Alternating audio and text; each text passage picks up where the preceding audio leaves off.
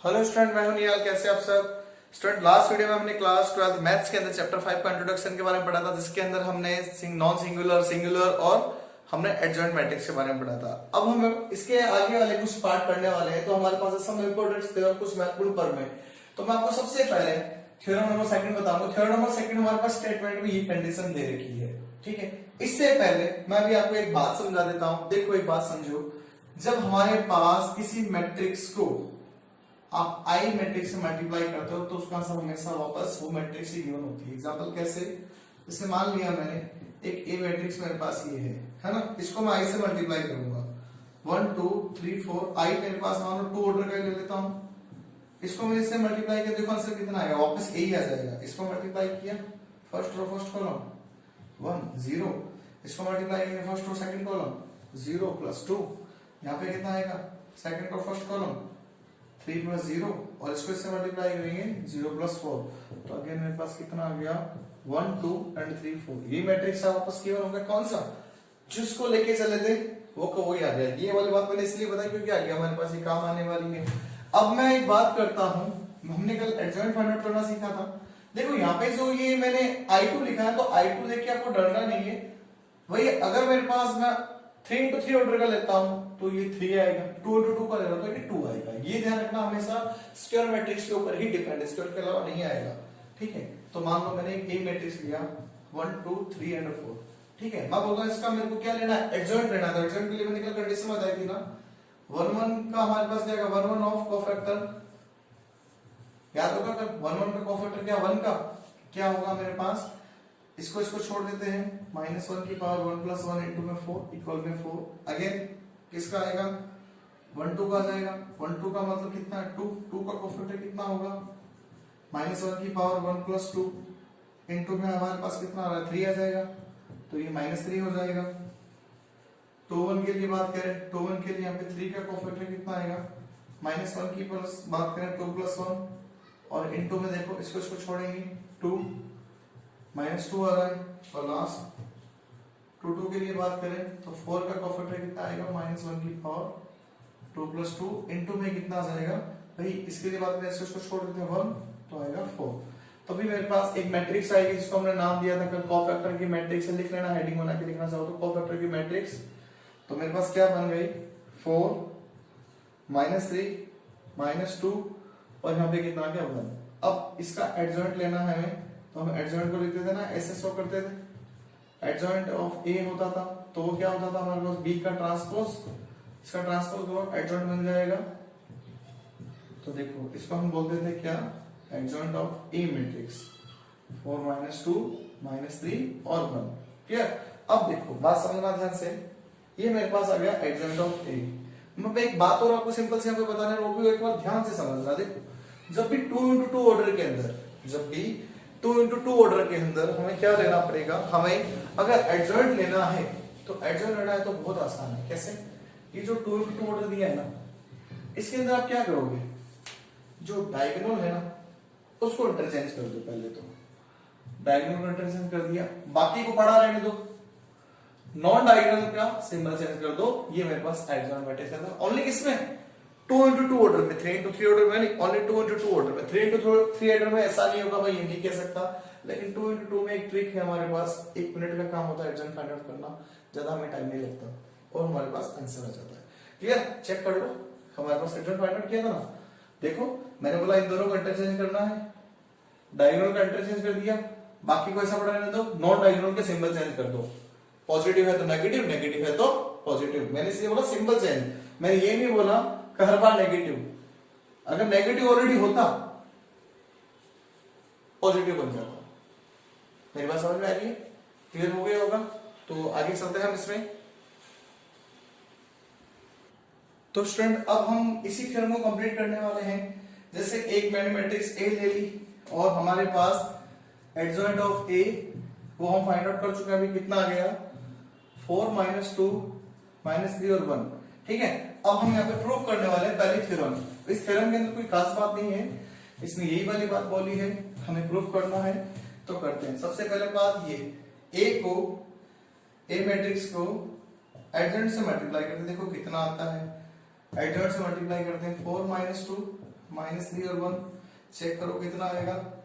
First row first column, यहाँ पे 4 आ गया और यहाँ पे हो गया मेरे पास -6, इसको से मल्टीप्लाई किया -2 + 2, इधर कितना आएगा मेरे पास, इसको से मल्टीप्लाई करेंगे 12 - 12, इसको मल्टीप्लाई करें -6 + 4, तो देखो कितना आएगा -2 0 0 और -2। ये तो हो गया मेरे पास एडजॉइंट ए को हमने मल्टीप्लाई किया पहला पार्ट, है ना, a इंटू में एडजॉइंट ऑफ ए, ये हो गया हमारे पास पहला पार्ट। इसी के अंदर इस वाली बात को प्रूव करना है तो सबसे पहले ए का डिटरमिनेंट लेता हूं, किसका, इसका डिटरमिनेंट लेना है, कितना आएगा मेरे पास, बोलो 4 - 6 इक्वल में आएगा -2, i2 से मल्टीप्लाई करना है तो -2 को मैं i2 से मल्टीप्लाई करूं तो देखो अगेन मेरे पास वही कंडीशन आएगी, तो मतलब मेरे पास डिटरमिनेंट ऑफ ए i2 भी आ गया, तो देखो कितना आ जाएगा -2 0 0 एंड -2। ये वाली बात भी हो गई। एक और कंडीशन लास्ट हमें प्रूव करनी है, ये वाली बात, एडजॉइंट को मल्टीप्लाई करना है किससे, ए से, इस बार एडजॉइंट ये रहा 4 - 2 -3 और 1, ए कितना है 1 2 3 एंड 4, कंडीशन है मेरे पास एडजॉइंट ए को हमें ए से मल्टीप्लाई करना है, तो देखो कितना आएगा, आएगा फर्स्ट रो फर्स्ट कॉलम, ये 4 आ गया -6 आ गया, इसको मल्टीप्लाई कर दिया 8 आ गया -8 आ गया, यहाँ पे कंडीशन कितनी आएगी -3 और ये आएगा +3, second row first column second row -6 + 4, again कितना आ गया मेरे पास -2 0 0 एंड -2। तो हम कह सकते हैं पहली थ्योरम हमारे पास प्रूफ होती है, मैंने एक एग्जांपल लेकर शो कर दिया, तो हमारे पास पहली थ्योरम तो प्रूफ हो चुकी है। इसमें शायद मैंने कोई किसी को प्रॉब्लम नहीं होनी चाहिए, तो pause the video, write down. Student theorem number हमारे पास जो फर्स्ट मैंने अभी बोला था कि मैं फर्स्ट बातें बताऊंगा, तो देखो फर्स्ट थ्योरम हमारे पास क्या कहती है, necessary and the sufficient of the condition to be a non singular matrix for a square matrix, किसी वर्ग का अवयव की व्युत्क्रम का अस्तित्व यदि केवल यदि A determinant A not equal to 0, कहने का मींस यहाँ पे ये कहना जाता है कि अगर मैं किसी का इनवर्स लेना चाहूं, इनवर्स मैट्रिक्स लेना चाहूं, तो उसके लिए कंडीशन जरूरी है कि वो डिटरमिनेंट नॉट इक्वल टू 0 है। पहली बात तो इसका क्यों रीजन, क्यों है ऐसा, जब मैं अभी यहाँ पे कंडीशन प्रूव कराऊंगा तो आपको बताऊंगा। देखो इसका रीजन इसलिए है, ठीक है। सबसे पहले मैं यहाँ पे एक बात लिखता हूं, समझना बात ध्यान से, A B equal B A equal I, कुछ समझ में नहीं आएगा, समझो। एक बात बताओ, हम 8 क्लास के ऊपर चलते हैं, हमने 8 क्लास में पढ़ा था ना 5 है, 5 का मल्टीप्लिकेटिव इनवर्स कितना होगा, तो आप कहते थे सर 5 का मल्टीप्लिकेटिव इनवर्स हमारे पास 1/5 होता है। क्यों, जब 5 को इंटू 1/5 से मल्टीप्लाई करते तो आंसर 1 आना चाहिए, यस या नो। भाई मेरे पास 5 का मल्टीप्लिकेटिव इनवर्स कितना आएगा, भाई मेरे पास 1/5, और अगर मैं बोलूं तो 1/5 का बताओ, तो आप कहोगे सर 5 आएगा, क्योंकि 1/5 को 5 से मल्टीप्लाई करोगे ना, सर 1/5 को इंटू 5 से मल्टीप्लाई करते तो अगेन 1 आता है। भाई कहने का मतलब इनवर्स लेने के बाद हम उसको इनवर्स को उससे मल्टीप्लाई करते तो मेरे पास वो कंडीशन क्या बन जाती है, 1 बन जाती है। अब मैं यहाँ पे एक बात लिखने वाला हूं, देखो B इज इनवर्स ऑफ ए, इसके लिए लिखा B is inverse of A, और इसके लिए लिखता हूं A इज, या हम बोल सकते हैं B is called inverse of A, B is called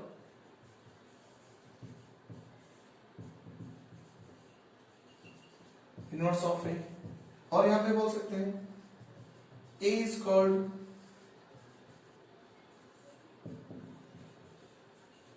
inverse of B, है ना। अब कहते हो सर ये I क्या है, रीजन बताता हूं। मैंने बोला ना यहाँ पे 1 आना चाहिए, अब एक बात समझो ना, क्या कैसे आएगा 1, समझो। एक बात बताओ, सीधी सी बात है, I का अपने पास क्या होता है, डिटरमिनेंट कितना होता है, I का डिटरमिनेंट कितना होता है, 1 ही तो होता है, तो I की जगह मैं 1 भी तो लिख सकता हूं, यस या नो, कंडीशन बनती है। अब बात समझो, यहाँ पे एक बात समझने वाली है, मेन और मेन बात हमारे पास है, ये मेरी बात समझ में आएगी। अब इसके ऊपर मैं एक एग्जांपल लेके शो करूंगा आपको के साथ, ऐसे कैसे, तो एक मैं एग्जांपल लेता हूं इसके ऊपर, एक एग्जांपल को समझना। जैसे डेफिनेशन को मैं इरेज कर देता हूं, डेफिनेशन में ये चलो एक काम करते हैं, ये मेरी बात समझ में आ गई तो इसको मैं एक बार इरेज कर देता हूं। चलो एक बात समझाते हैं, ये कैसे हो रहा है समझो।